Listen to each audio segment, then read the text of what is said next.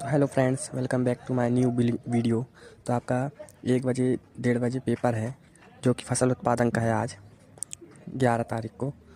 तो मैं आपको कुछ आईएमपी जो प्रश्न है वो बता रहा हूँ, और ऐसा नहीं कि मैं बताऊँगा, जस्ट आपको समझाने की भी कोशिश करूँगा।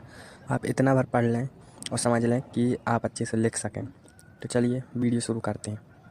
तो फ्रेंड्स, जो एक का ये कृषि परिचय है, तो यहाँ से आपको एक ये वाला करना है। तो मैं आपको दिखाता हूँ पढ़ के कि फसल उत्पादन की परिभाषा लिखिए। इसमें बताना है कि फसल उत्पादन की परिभाषा क्या है।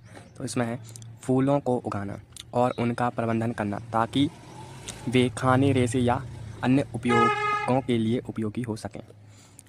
यानी कि जो अपन फसल उत्पादन की परिभाषा ये है कि फसलों को क्यों उगाते हैं।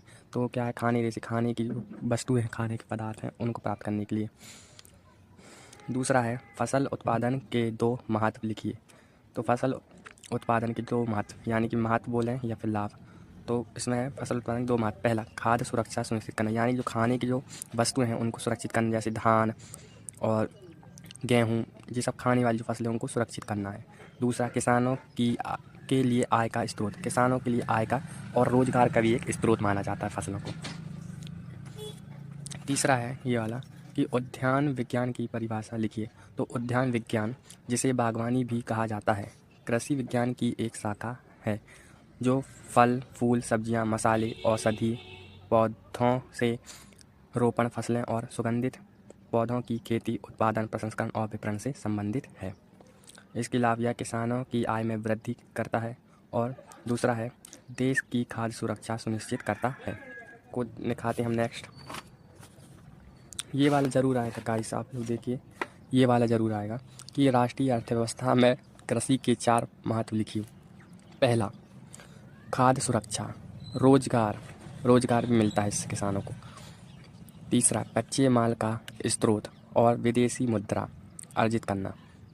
कृषि देश की आबादी के लिए भोजन प्रदान करती है। और एक ये वाला है, तो आप इसे सिर्फ समझ लें एक बार। अगर आपको समझ में नहीं आता है तो आप वीडियो दोबारा से प्ले करके देख सकते हैं, क्योंकि मैं बहुत आराम से और एक करके बता रहा हूँ।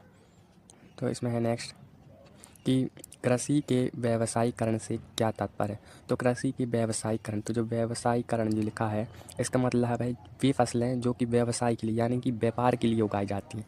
देखिए पढ़ते हैं, कृषि के व्यावसायीकरण का तात्पर्य है कृषि को एक व्यवसाय के रूप में विकसित करना, जहां उत्पादन का मुख्य उद्देश्य व्यक्ति उपयोग के बजाय, यानी कि अपने उपयोग के बजाय, अपने उपयोग के लिए नहीं, बजाय बाज़ार में बिक्री करना होता है। यानी कि जो बाज़ार